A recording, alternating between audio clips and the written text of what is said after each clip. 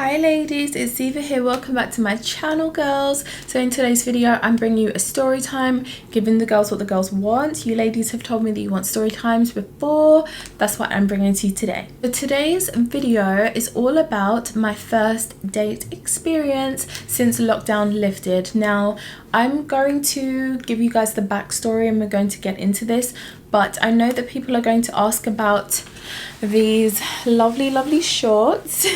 So these shorts, if you go over onto my femininity playlist, the last feminine makeover video in there has these shorts listed in the description box. Okay, so if you're interested in these shorts, go ahead and check them out. I think that they're actually the first item on that list and that I mentioned in that video. So my Instagram and the link to my beneficial dating ebook step-by-step guide is in the description box. I can't get my words out, honey, so check that out if you're interested. So if you ladies don't know, over here in London we were in lockdown from November last year to the 12th of April 2021. Now that's a long time to go without being out, being seen, meeting people, and it's a long time. So during that time I did get quite bored, and you ladies have been suggesting that I go over onto Hinge because the quality there is supposed to be better, and you suggested that I try that, jump off of Tinder, because of my last story time. You ladies were over it and you were like, Ziva, get your butt onto Hinge right now. So that's what I did. Okay, I went over onto Hinge, and I would say that I'm actually having a relatively good experience on Hinge. Even though it is online dating, it is what it is at the end of the day. Now, because we were in lockdown and I knew that we weren't going to be coming out of it for a while, I was not actively going on there all the time. Okay, so my notifications were not turned on. I was not messaging people all the time, like responding back to them. I was being very sloppy with my conversation, and I just didn't really care because you couldn't meet up with them anyway. I was thinking on the basis of what's the actual point of really getting into in-depth conversations when you cannot follow it through. Now, there was the option to go out and meet people on a date where you basically meet up with them and you get a takeaway. Well, for other people, coffee. For me, probably a herbal tea, and you just walk around like a nomad. Now, that is not really my style, so I decided, look, let me just stay away from Hinge for a little bit, not really engage in conversation until we get closer to lockdown being lifted. And that is exactly what I did. So our lockdown was actually lifting on the 12th of April, but it was still for only outside activities, outside things. If you want to go out and have dinner inside or lunch inside, that was going to be happening from the 19th of May. So I decided, look, let me just sit back, honey, let me chill out and not really be actively on there until like the beginning of May, so I can get my conversations going, get matches happening, and get dates prepared for when the 19th of May happens. So that is exactly what I did. Now, round about the start of May, I matched with somebody called, we're going to call him Matthew. And Matthew commented on one of my photos. So if you don't know how Hinge works, basically either the man or the woman, but I let the guys do the legwork, to be honest. So the guys will comment or like one of your photos or one of the quotes or something that you have on your profile, and then you are then able to either match with them and let them start the conversation, or you are able to match with them and start the conversation with them yourself. So I decided to just match with this guy and he started the conversation. And Matthew and I actually had lots in common. So we were speaking about holidays, we were just speaking about traveling, we were speaking about so many different things. And what I had realized is that we had been at the same places at the same times and we hadn't known it at the time or we'd been really close by. So at one point I was in Zuma and he was walking past Zuma to get to Harrods, and we were kind of messaging. So it was kind of interesting that we had just missed each other about 3 times, so it kind of seemed like it was probably going to be inevitable anyway that we would have met. So when Matthew asked me out for dinner, it was kind of a no-brainer for me, and I was like, yes, let's go to dinner, Matthew. And that is what we arranged to do. Naturally, seeing as it was my first date after lockdown, and just in general with dates anyway, I want to make sure that I'm putting my best foot forward, and I get really excited to get dressed up, go out and have a nice meal with good company. It's just something that I like to do, and it gets me excited, you know. So I was wearing a mid-axi length, like a jumper dress. It was one, I've showed you guys one before, it was similar to that but a bit different. Now this one had buttons going down and it had a little slit at the front. So it was really tight fitting and it had some cleavage, and I was also wearing a pair of stone coloured heeled leather look boots, and my hair looked really nice that night. It was similar to how I've done it today, but it looked better. I mean, this was kind of a rush job to just get on the camera, but I really took my time getting ready and made sure, you know, I sprayed all my perfume, and I was looking forward to this date. So date night had arrived, I got ready, I got into a car and I met Matthew at the restaurant. Now he was already inside and he was sitting at the bar waiting for me. So I got in there, he greeted me and we went to our table. Now, first impressions is that Matthew looked just like his photos, and also his energy was just there, okay? You know when you meet some people and something is just off, their energy's off, you can't really explain it, it's a feeling. And with Matthew, I felt like he seems really genuine. He looks like his photos. He seems quite energetic, but still like still keeping that masculine thing going. I don't know how to explain it, but he just seemed full of life, I guess I'm trying to say. And it was a good first impression. So we were seated at our table for dinner and Matthew already had a drink. So he just brought his drink over. I think it was like a gin or something. And I wanted a peach Bellini. That is my fave. And he ordered that for me. The peach Bellini came and it was so yummy. It was really delicious actually, and I was enjoying my peach Bellini. I was enjoying, you know, being out since the lockdown had lifted properly, and I was just having such a nice evening. So I just decided I'm going to let my hair down tonight. I'm going to have fun, I'm going to have a really nice time and good company, good food, good drink, and just have a nice evening, okay? And that is what was happening. We had a look at the menu and Matthew decided to order us something.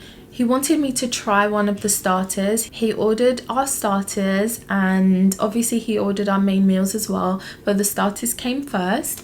And it was so delicious actually. It was like creamy truffle balls. So if you like truffle, then you would definitely love these, but they were really nice. He was spot on. I did like them and we were eating those. We had bread and olives and we were just enjoying the evening. Matthew has a look at the wine menu and asks me if I want anything specific. And I said to him, look, I just want red wine, just a glass of red, and I don't really know that much about wine, so you choose something, whatever you think, but yeah, definitely a glass of red. That's what I fancied that evening. And he had a look and he ordered something. You know what, guys, I can't remember the name of it. It was Cote du something. Cote do something.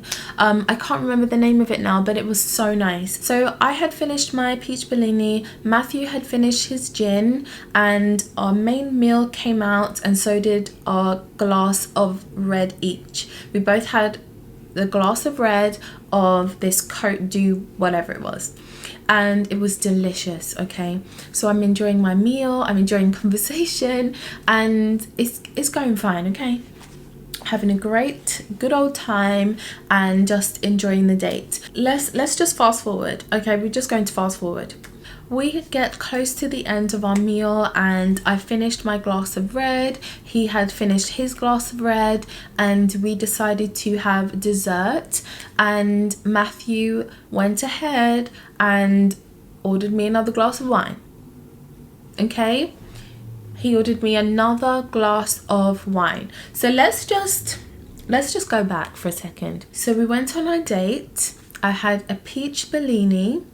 Then I had a glass of red wine, and now my second glass of red wine, so my third drink for that evening, was being brought out to me. I don't drink very often, okay, and I'm about this small, so when I drink it kind of hits me, but I didn't realize how much it was going to hit me until it hit me. At this point I'm still fine. I've just started my second glass of wine, the dessert has come out, and I'm feeling great still. I'm still enjoying my evening. Matthew's enjoying his evening. He's actually got up from his seat opposite me and he's come and he sat right next to me. I was on like you know, like the sofa kind of seats. I was on those seats, so he came to join me. There was nobody on the table next to us and he was sitting right next to me, and you know, we were able to kind of, you know, hold hands and be a bit more flirty and be a bit more, I guess, intimate and stuff with each other. So it was quite nice. And at that point, while he was sitting next to me, I was about halfway through my third drink. Okay, so my second glass of red, my third drink for the night, I was about halfway through it, and all of a sudden everything changed. Everything changed. Matthew's sitting right next to me and I'm drinking, you know, we're eating our desserts and it's all very nice and flirty, and then all of a sudden I said to him, "You sound really different to the voice notes that you sent to me." And he said, "I didn't send you any voice notes." Girls, I should have just stood up and walked my butt out right then and there, because it got worse. I had confused him with somebody else, because at this point I was literally not there anymore. The drink had just gone straight to my brain cells and I was just, I don't even know what happened to me. So I wasn't acting crazy. It seemed like I was acting normal, or I felt like I was. I don't know. I felt like I was acting normal, but I was not fully with it. So I knew that at that point I wasn't fully in control of myself anymore, and I was definitely affected by the alcohol. So I was confusing him with somebody else who I've been speaking to called David. And for some reason I kept on wanting at this point to call Matthew David. Okay, so it was very weird. It's like I had convinced myself that this was David, and I kept on, before I went to speak, I had to keep on reminding myself, make sure you say Matthew, it's not David, say Matthew. It was like, remember Bridget Jones? I'll try and include a clip over here. Fitzherbert. Because that is his name. I was trying to make sure that I didn't get his name wrong. And Matthew played it really cool about the voice notes, and he just said, look, this means that now you have to make it up to me by making sure that you come and meet me for a second date. That was kind of how he played it off. So I thought that he dealt with that really well, even though I was super embarrassed that I was not on my A game. I was not on my A game. The alcohol was clouding my mind, and Matthew is still sitting right next to me, and then he decides to go to the bathroom. While he goes into the bathroom, I check my phone to just see my messages, what I've missed, and I have messages on my phone from David.